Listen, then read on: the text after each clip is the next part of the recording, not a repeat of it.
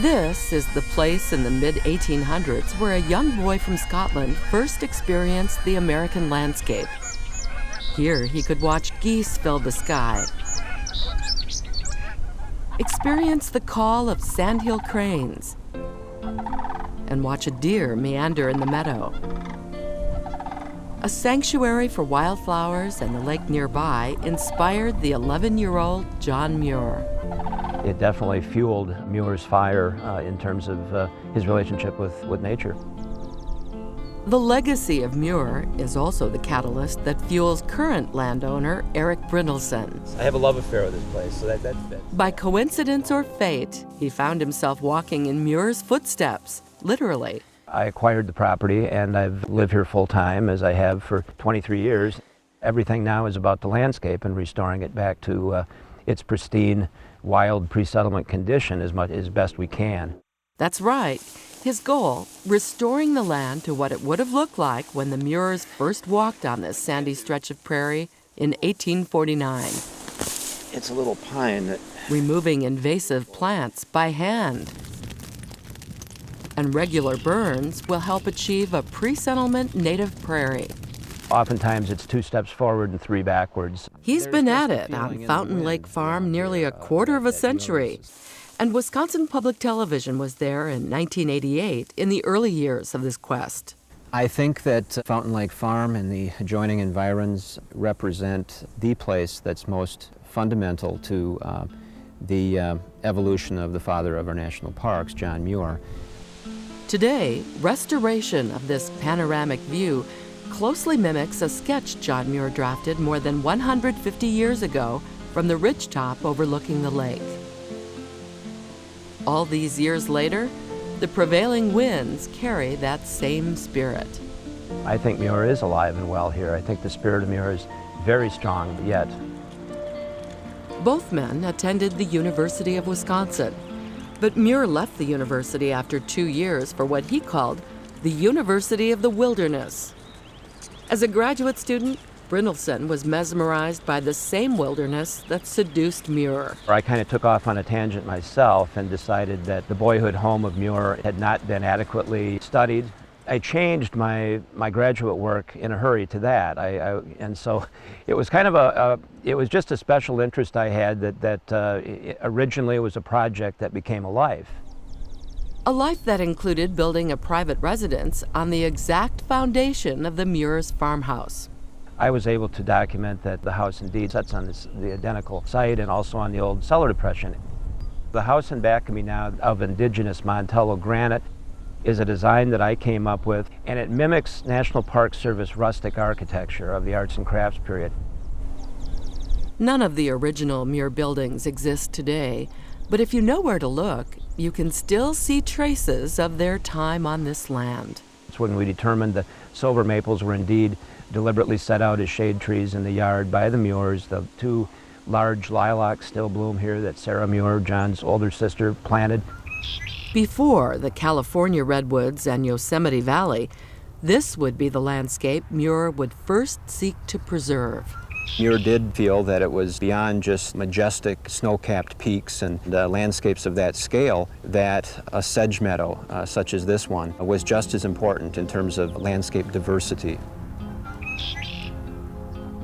Just like John Muir fought to preserve the most expansive pieces of American wilderness, Brynildson fought to give this small property landmark status. Muir's Wisconsin frontier experience is often overshadowed by his grandiose achievements in the West. Wisconsin is definitely unsung. Those years that he spent here, that I would argue were probably the most important years of his life. All one has to do is read Muir's autobiography, The Story of My Boyhood and Youth. He fully credits Fountain Lake Farm as being the place that he first conceived the notion of saving wild space. And it's an unsung story that will soon garner national attention. What do you think he learned from nature in particular? Catherine Tatke is a freelance producer with Wisconsin Ties. And on this day, her production crew is on location in Marquette County. I was a student at Lawrence University here in Wisconsin, and I had no idea that Fountain Lake existed. And this is a place that is a magical place. She's producing a John Muir documentary for the PBS series American Masters. I think that Erik trying to restore Fountain Lake to its original state is one of those things that's a very difficult road to hoe, and he is doing it, and he's passionate, which Muir was passionate. I think they're very similar in that way. And for all his spectacular achievements, it's this prized piece of real estate that eluded Muir's preservationist intentions. We probably can't find a personality in our history that's responsible, single-handedly responsible for more acres of wilderness reserves and parks. And yet Muir's early attempts to save this simple little garden meadow, he called it, were never successful. And so the irony in that is pretty amazing. But John Muir's failure turned into Erik Brynildson's success. I feel very privileged to be a part of that story, and now we're finally accomplishing and making that dream come true.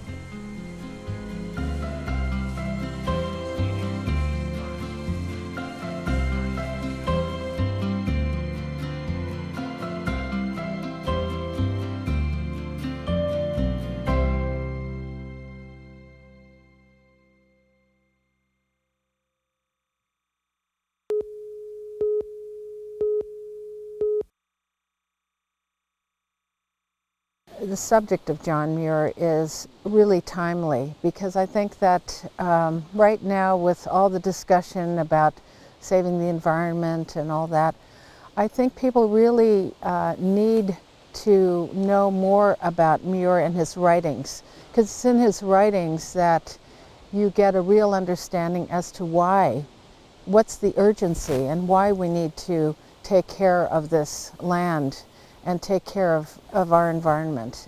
I'm trying to tell is really a story about a human being who had the strength and the fortitude to really make a difference in our country, and just the importance of taking care of the natural beauty around us, and also to learn how do we coexist with the practical side of, knowing that we have to eat and survive, but at the same time learning how to be able to be in balance with nature.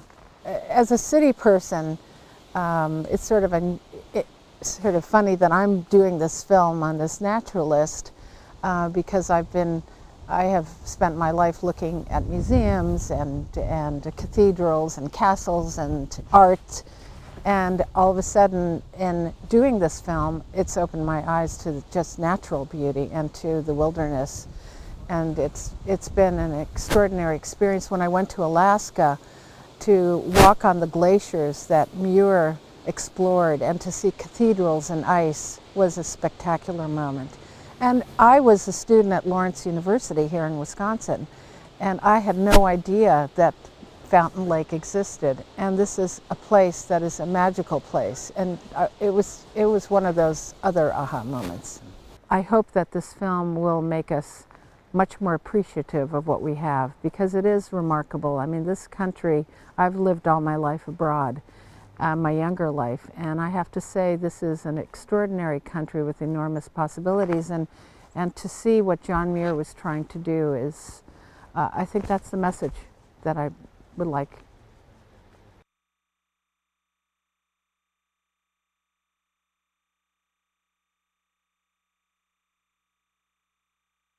In 1957, inventoried over 300 species just on a small area here. So ecologically, it's very, very rich and interesting for a boy, a naturalist like Muir. And so, no question about it, it definitely fueled Muir's fire in terms of his relationship with nature. We still have much work to do in restoring the pre-settlement landscape here, and we've got work scheduled this winter for clearing some trees again, and we're going to actually be reseeding this prairie peninsula over here next spring. So it's ongoing, and of course with all the invasive exotic species, we're kind of the donut hole surrounded by lands that do have seed sources for garlic, mustard, and honeysuckle and buckthorn and mullein and burdock and thistle and all the other bad guys. So we're always that's a constant fight. That the biggest threat to this land is inadequate zoning in the township. There's some of the lands that the Muirs bought across the road after the original Home 80 here was purchased, are in private hands, and those private hands are 95 years old, and so I worry about the future of those lands. And so there's lands immediately adjacent or across the road from the National Historic Landmark and also the park area that certainly would be degraded by any development that close. So we need to be thinking about using state stewardship funds to acquire those lands as a protective buffer around what we've already accomplished. Very personal. I was just telling some people the other day that if somebody even mildly desecrates the land here or abuses it in any way, or adjacent lands, I mean, I take it very personally. I've fought hard for, to get where we are with it, and so it's almost like you're wounding me. It's a part of me in that sense. I want the general public, and especially Wisconsinites, to realize what a treasure we have here. I believe that Fountain Lake Farm is indeed the birthplace of the National Park System idea, and I think there's nowhere else in the country that we can prove that more so.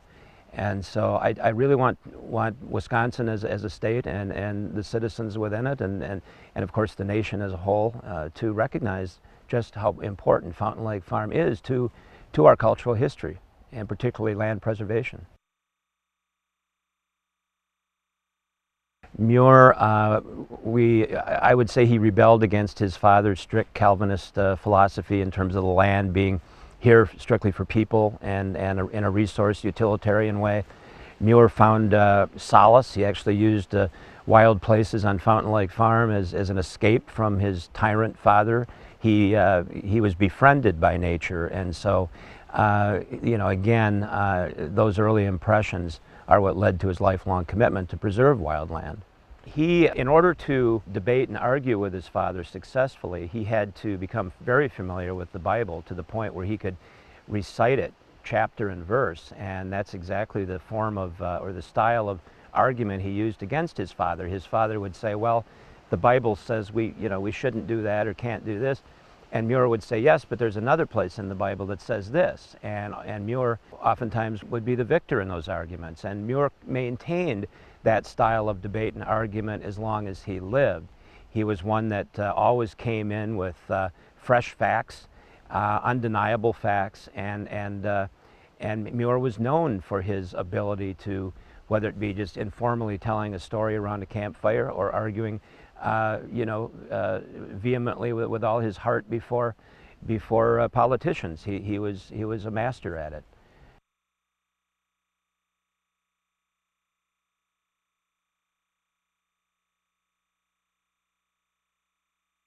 John Muir, by the time he went off to the university, was literally starving for stimulation. He quickly became what early faculty called a genius, and people would come especially to his dorm room in North Hall to visit him and that sort of thing.